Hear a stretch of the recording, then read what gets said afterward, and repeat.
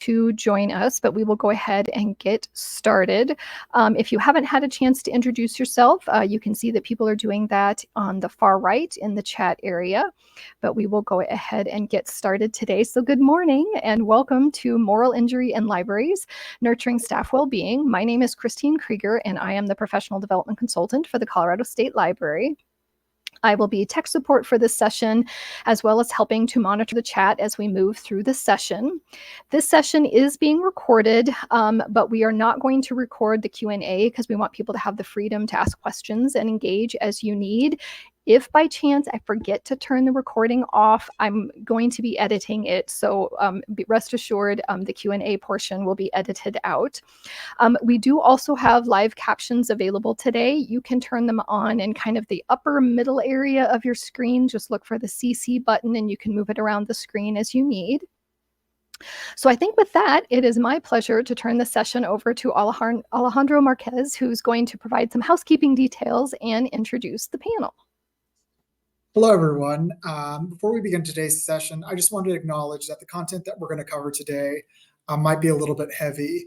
And we're going to be discussing job satisfaction, low morale, constructive criticism of the profession, and also negative workplace culture. So take a moment of self-care if you need it. Again, we're recording the session, and if it gets to be too much, you can always watch it later on. And then the final thought I also want to leave you with is that I'm glad everyone's here and that everyone can make a difference. And each of you showed up because you really do care about your coworkers, your patrons, and also your communities. Again, my name is Alejandro Marquez, he, him, and I'm going to be moderating the panel today. I'm a collection development librarian from the Auraria Library here in, I think it's sunny downtown Denver, Colorado today. Mm-hmm. The panel we're going to present to you is called Moral Injury in Libraries, Nurturing Staff Wellbeing. We have assembled both public and academic librarians to give you a broad perspective on this issue. And then just a little housekeeping. Again, if you came in late, we'll be recording the session until the question and answer, and then you'll receive an email with a link, and it'll be put on the CSL in session website for on-demand viewing later on. If you have a question or comment, please feel free to put it into the chat. Christine and I will be monitoring the chat, so if you have a question for the Q&A, we'll also pull them from there too. And then we've left 15 minutes at the end for a question and answer session. We also have a handout located on the bottom left-hand corner that you can download that talks a little bit about moral injury and some of the other things that we'll be discussing today. I'm going to have each of our panelists introduce themselves, and we'll start alphabetically with Beth. Hi, everyone. My name is Beth Garbosi. I'm a customer experience librarian for Douglas County Libraries, working primarily with adults.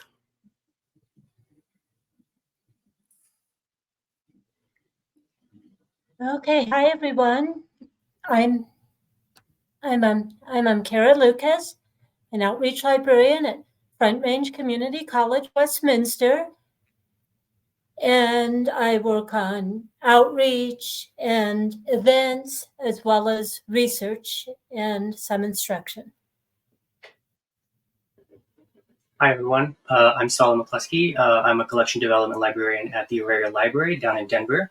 I specialize a lot in STEM-focused subject matters, and before I was at Auraria, I also spent a lot of time at the High Plains Public Library up in Greeley. Hi, I'm Shannon Brennan, and I'm a children's librarian at Bemis Public Library in Littleton. Hi, I'm Teresa McGinley, and I'm a collection development librarian at Auraria as well. All right, so for our first question, it's what is moral injury and how does it apply to librarianship? And we'll have Teresa kick us off. So moral injury is a concept that emerged from the field of psychology, particularly in the context of military and war experiences.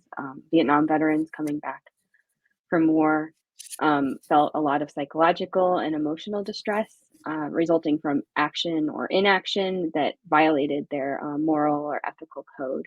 So they witnessed or participated in events that kind of transgressed their deeply held beliefs about what is right and what is wrong.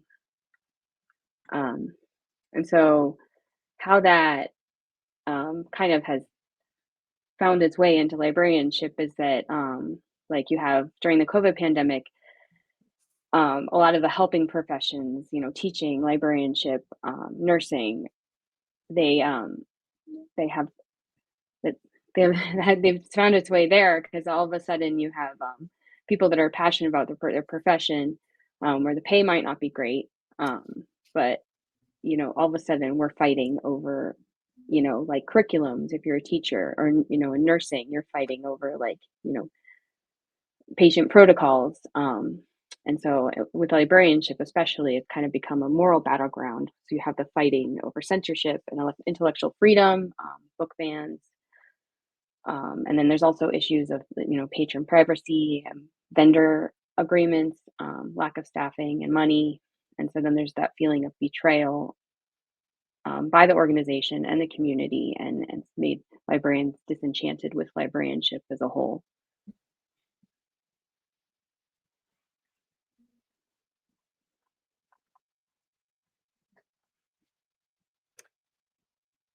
Yeah, I think that's a great answer. Why don't we kick it off to the next question?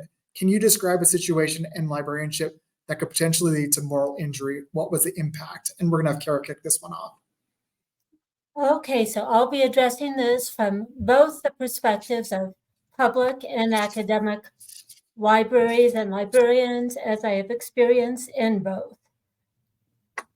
Say definitely that the book banning and the censoring of library programs is really huge, and it's very demoralizing for librarians. It's definitely on the uptick now. I'll use a local example of Brookie Parks, who is a librarian with the Weld County Library District at the Erie Library. She was a teen librarian, and she had some after-school programs on critical race theory, as well as the history of LGBTQ. And the community objected. They were calling on her to actually cancel the programs. When she refused, she was fired. However, her story does have a happy ending, as she sued and won a settlement of $250,000. I would also add that academic libraries are definitely not immune.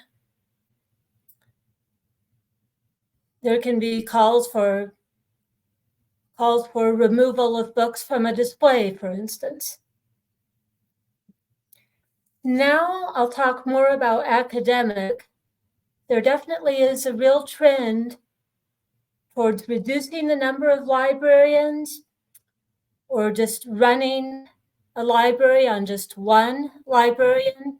I believe that's already happened at the Pikes Peak Community College Library in Colorado Springs. And this just must lead to such a feeling of lack of trust, betrayal. Also, there's a real trend towards online-only libraries, like the State University Library of Vermont. It's entirely online. And I would imagine that a lot of librarians were really disappointed with that. I would imagine they're afraid that students won't visit anymore, as well as just reducing the overall job satisfaction. I know a lot of librarians love in-person interaction. Also, there's a threat of some libraries closing. I don't know if this has happened or not, but Berkeley was talking about closing some of their branch libraries. So in both trends, whether it's moving libraries to online only or closing libraries, kind of leads to the perception that libraries and librarians are no longer needed and are not valuable. I'd also say that budget cuts and lack of administrative support can be a real issue. At my own institution, sometimes what happens is that one person quits, and then for whatever reason, that position is very slow at being reposted. So then one person has to do their job, the job of the person who quit, and sometimes even the job of a third person. And I've personally witnessed this happen, and it is very hard on the mental health, on the work-life balance, and it really pushes people towards the breaking point.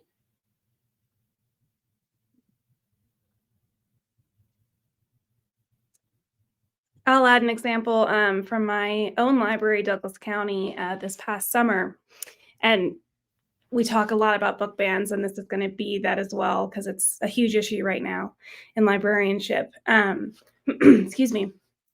We had a community groups and a community member challenge about 4 or 5 of our LGBTQIA plus books in our collection. And this challenge went all the way up to the Board of Trustees level. I attended these meetings myself, these board meetings, and it's very hard to sit in those board meetings and hear people attack your profession and what you do every day, and your professionalism as well. We had a ton of support from our community members. A lot of people stood up and spoke in our defense, which was fantastic. But as far as moral injury goes, it is difficult to sit there and hear people call you pedophiles, call you various different things, saying that you're endangering children, as well as say very hurtful and hateful things about members of the LGBTQIA plus, community.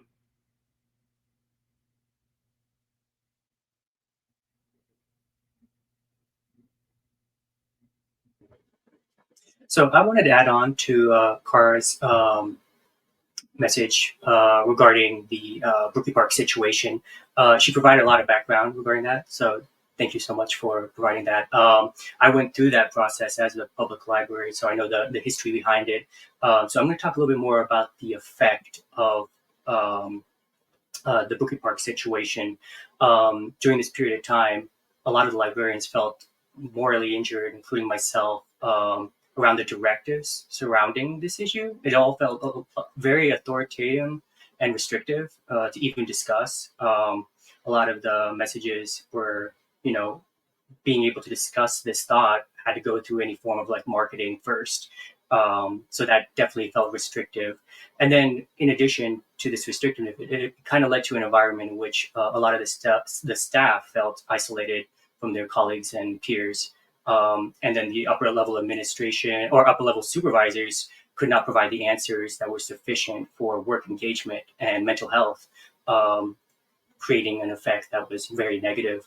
And then in addition, there was this huge effect in which staff was leaving due to the Great Resignation or some other form, finding a new job or felt slighted by the administration. And that resulted in kind of like the administration feeling empowered to continue on a path of neutrality because there were no vocal librarians to kind of like provide input to the organization, So that was definitely a moral injury that I felt coming from the public library side. Coming from the academic side, there's a new one that we are involved with. I don't know if Alejandro and Teresa, you feel the same way, but it's regarding vendor ethics. So we've had a lot of discussions surrounding Elsevier and decisions regarding selling data to ICE. And that's felt very unethical, as well as a form of moral injury that puts librarians in a difficult position. Like we can't necessarily cancel this resource because there's like a huge monopoly regarding Elsevier, but we also want to take into consideration our patrons, our users, in regards to making sure that they feel safe. So that's a newer aspect in regards to moral injury that I felt within the academic side. And I'd be curious to hear what the rest of you have to say. Yeah, I know that we've been negotiating some contracts with vendors that are like they're taking a lot more data than they need about our patrons, and that goes kind of against a core of librarianship is like patron privacy. But when, like, they need this resource for education, like, how do you reconcile that with, like, making sure that their information remains private?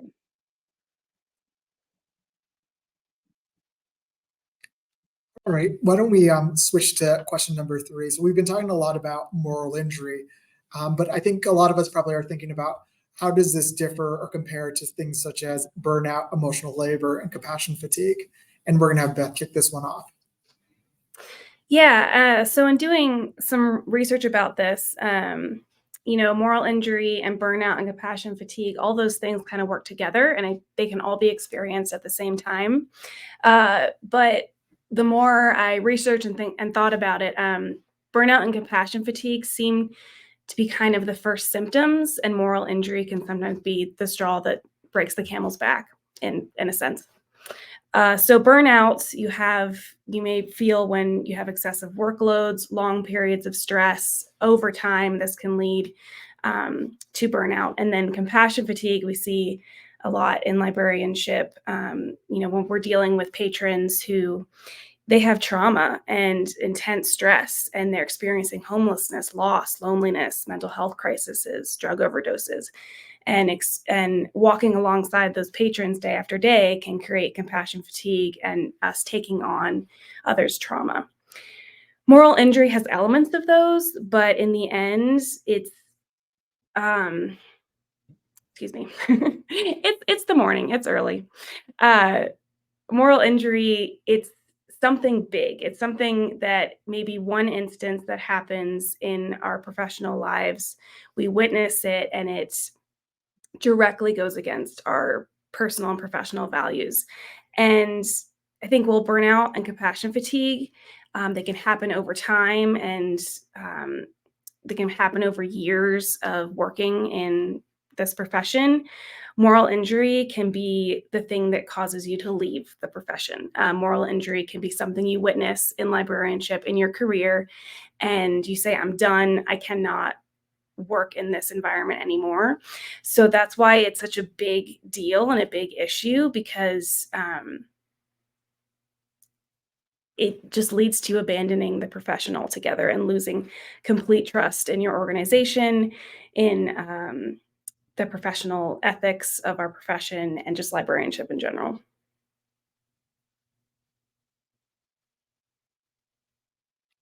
Yeah, I really love that definition that you gave. And I think for me, when I hear about moral injury, someone once said you can just feel it in your chest or your heart. And so I think that a lot of burnout and all those other kind of things are more external, but this one you feel and it kind of carries with you through weeks or months.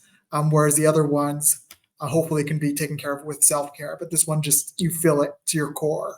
And I think that's the main distinction. So let's go on to question number 4. This one's going to be for Sala. How might staff balance their personal values and ethical beliefs with the requirements of their profession? There's a lot of different ways. For me personally, and it can tend to be personal in regards to what kind of different ways you go about this. But for me, it's definitely been open communication, advocating for change, and then reflecting and learning on how the outcome of the dilemma can be approached in future situations. So yeah, open and respectful communication is probably the key. Having that support group to be able to provide sort of like a workplace culture that people feel safe to voice concerns and maybe seek counsel or have thoughtful discussions about ethical issues. And then if certain professional demands are troubling our conscience, we can advocate for positive changes in policies and guidelines, which we'll get in the following questions. And with our experiences regarding reflecting and learning, we can reflect on what has been, what we have gone through, and we can become wiser in how to reconcile our beliefs with our professional obligations. And then staying true to our core values as we find integrity in our work.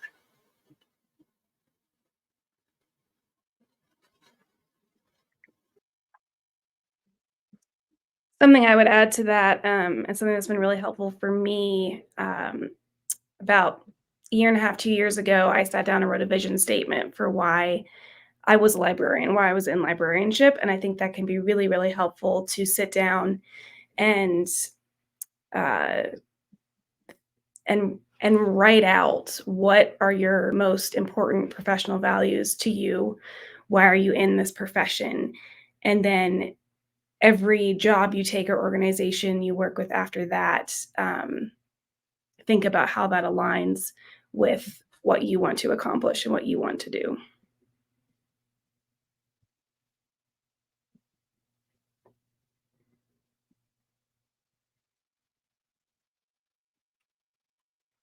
And some of the other things that I think that we can also be thinking about is open communication, collaborative decision making, seeking support from our colleagues on both a local level or departmental level, local level, and also national level.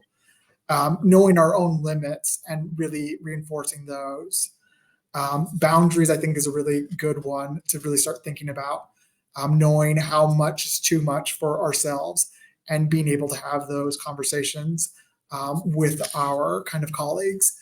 And then, as people have said, this idea of advocacy on both a local level, a national level, and then also on a bigger societal level.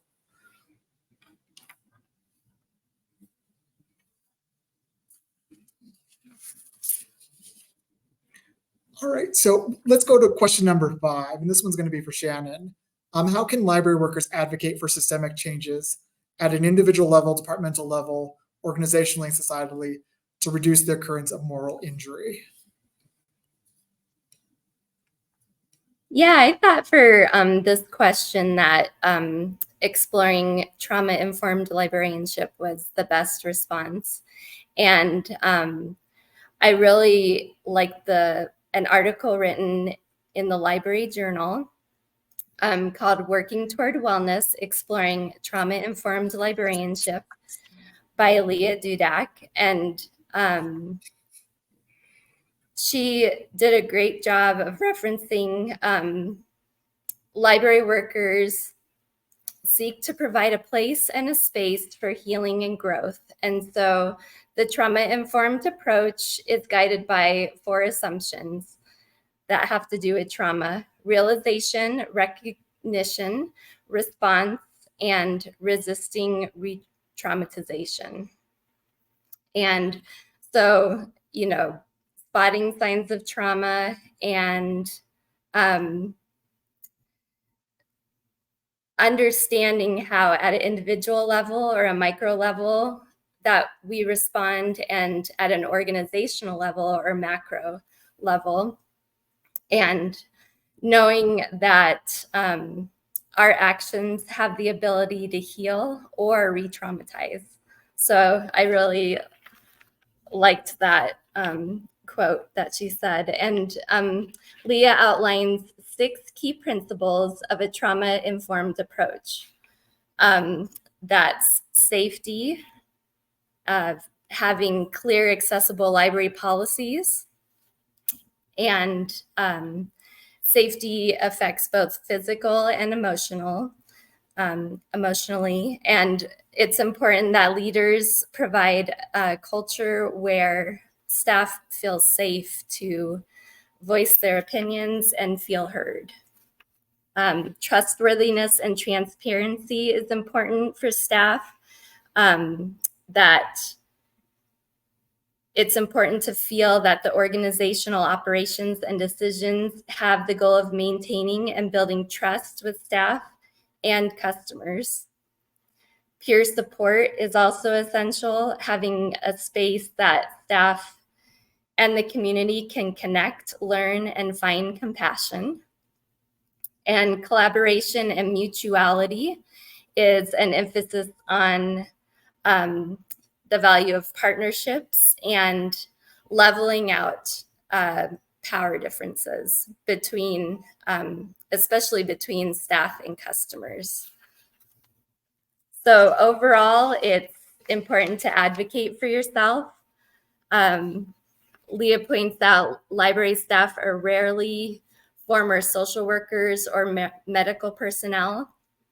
So it's important to consider your own capacity, boundaries, and how to protect yourself. Feel free to ask yourself if what you're being asked to do is really part of your job, and advocate for your organization.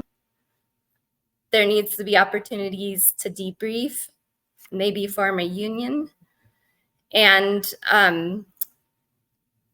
the trauma-informed practices can be integrated into library work, but Leah points out if trauma-informed practices become an expectation, then there needs to be adjustments in responsibilities, as well as additional compensation needs to be taken into account for these new roles. So yeah, we have this article listed in our resources section of the worksheet that was provided. So yeah, again, thanks, Leah. And for those of you who might have missed it in the chat, Leah is actually attending the session today and has also posted an additional link. So thank you, Leah.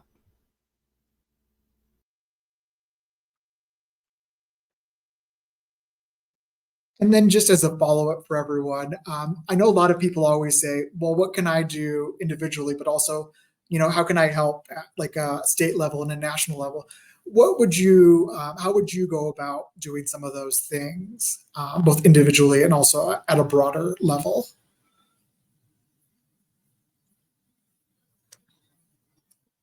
I can speak to that a little bit. I gathered a lot of resources from the ALA into the resource sheet. And if you visit their intellectual freedom and EDI pages,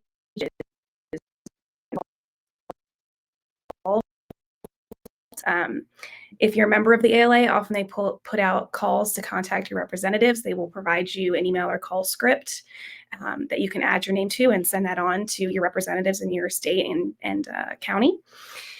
And that is just a really easy way to get involved with library advocacy. It does something and it means something, and it doesn't mean that you have to go to your state capitol and speak to your representatives in person or go to,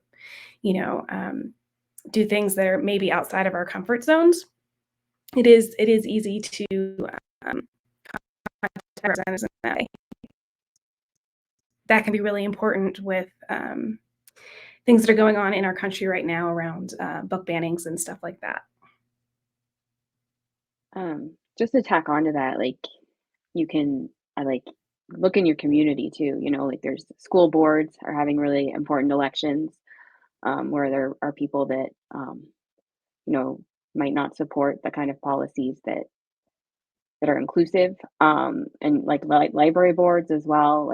And even the political races, there are, city councilors and, state representatives. And so there's all these races going on. And you need to be aware of that. You can't check out, because that is where change is happening, is at these local levels, and it's insidious, and if you're not keeping an eye on it, it can kind of overwhelm you. And so there are a lot of school boards across the country where all of a sudden there are people in place that maybe might be a little bit, have more restrictive policies around books and information access. And so just check in on your community as well, not just focusing on libraries.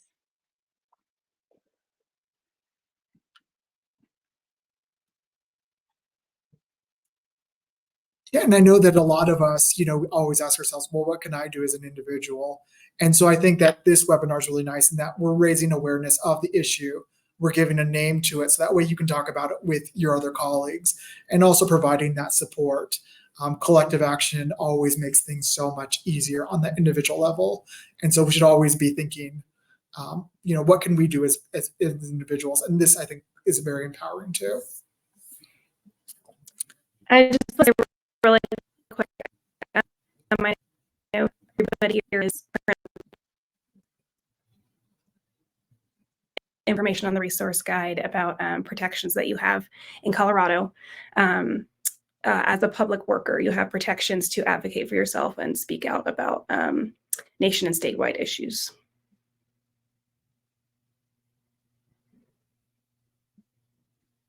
All right, perfect. Let's go to question number 6. It's this one's for Kara. It says, is there a potential for growth or resilience following moral injury? How might an individual find meaning or positive transformation after such an experience?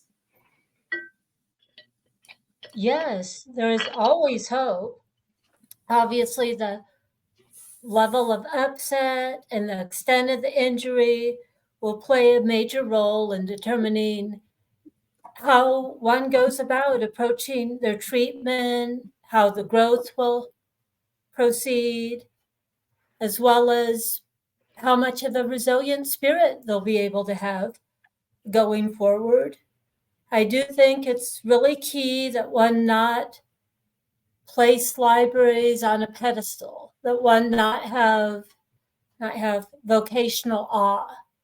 If you do, then that really makes it very tough to reconcile the injury with the awe.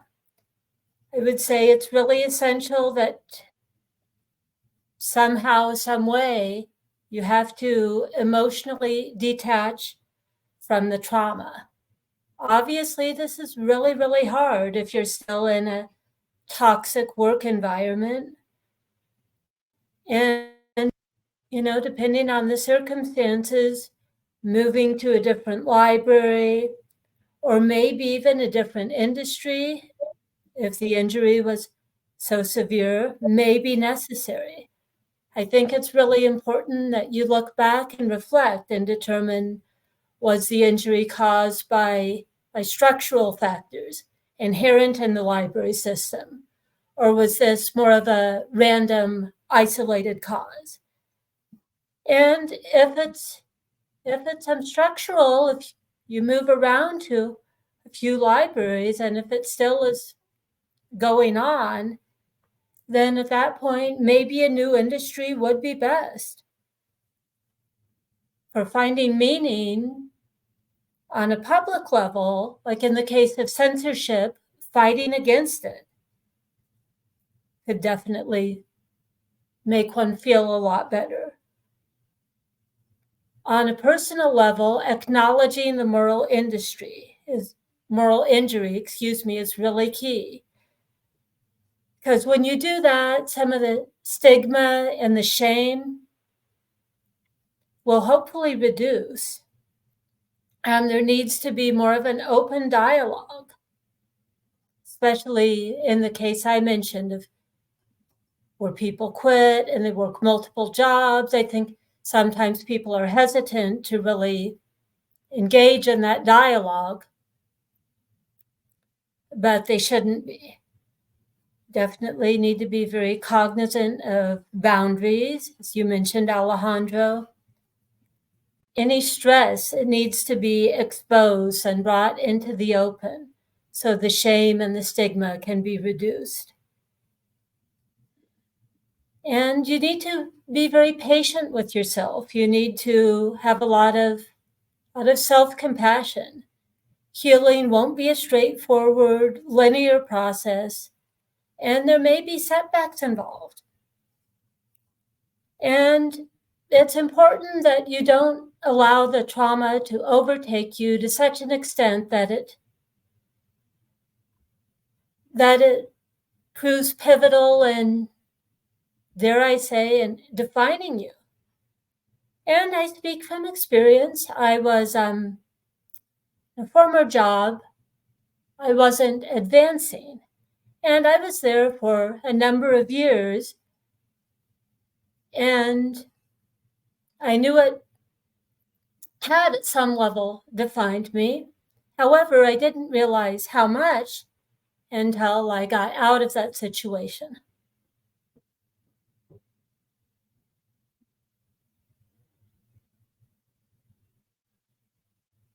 Great, thank you. Does anyone else have anything else they want to mention?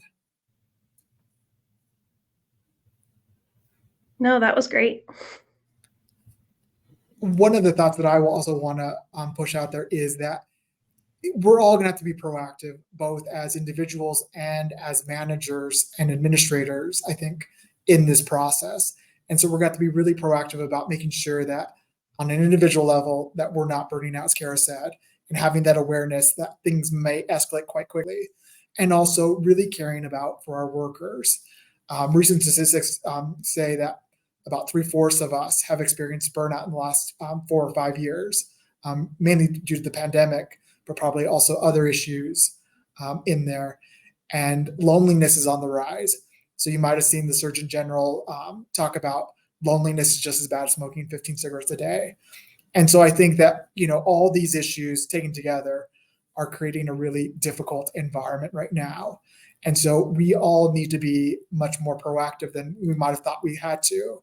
I think we all might have thought that we could have just gone through life and just not having to deal with it. But I think this is probably the new normal, as hard as it sounds.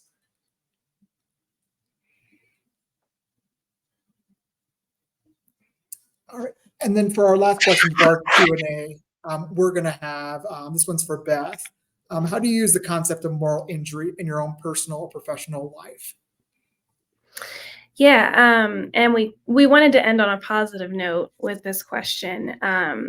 So I think the biggest use I've found for the concept of moral injury in my professional life is just putting a name to it, defining it. I think sometimes that's half of the battle. So before I knew what moral injury was, I had experienced some things, and the only words I really had to define it were maybe, things like burnout, compassion, fatigue, stuff like that. And it didn't really get to the heart of the issue. And so just having a name for it, moral injury, has been really helpful for me. And I think it can be helpful for a lot of us. And also, knowing that this is something that can affect us in this profession has really lent a lot more value to what I do. We don't want to get stuck in vocational awe, but the things we do as library professionals are important for our communities and for the people that we help. And so realizing that we have professional values and that they are important to us, and that damage to those professional values can result in moral injury, has made me realize I do important work, and this is why I come to work every day. And so I think that can be a positive too. Even if we have experienced moral injury, we've experienced moral injury because it's important, because what we do is important. And so even if, it reaches a point where you feel that you have to leave this profession, know that what you do every day is incredibly important to your communities, to your coworkers, and everyone around you.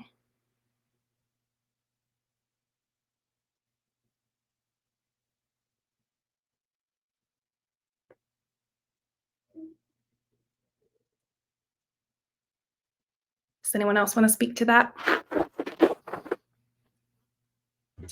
Yeah, I like what you said about kind of putting a name to the moral injury topic, because there is a delineation between compassion fatigue, burnout, that a lot of people are not aware of. Within my own personal life and professional life, I've noticed that a lot of librarians have a hard time finding boundaries, including myself.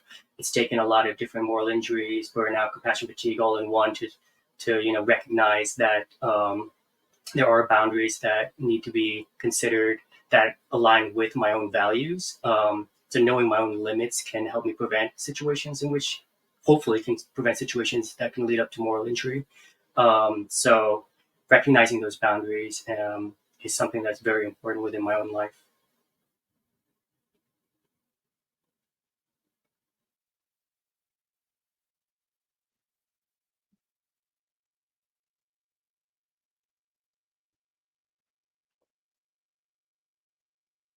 All right. It sounds like that's going to be everyone. So I think let's take a quick little breath here, since what we were discussing was kind of heavy.